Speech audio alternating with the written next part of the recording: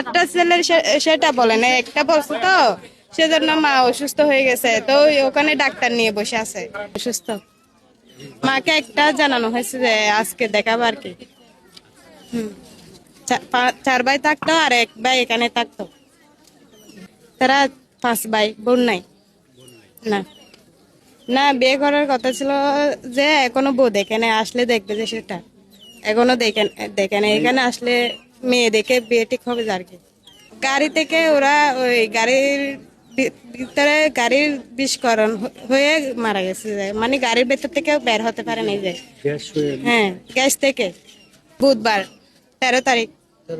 হ্যাঁ, পরিবারের সাথে এখনো ওই মাকে ঘরে দরজা বন্ধ করা হয়েছে। ওই যখন বের করবে তখন একটু করে দেখানো হবে। এখানে মার মার পাশে ডাক্তার বসে আছে, রুমের মধ্যে ডাক্তার আছে।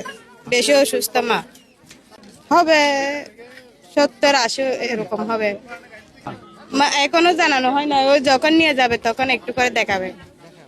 অসুস্থ যে সেজন্য জানা নেই যার কে। আমি পাড়ার প্রতিবেশী। ওরা যেহেতু ভালো রূপ ছিল, আল্লাহ পাক ওদেরকে জান্নাতবাসী করে সেই দোয়া করি আর কি।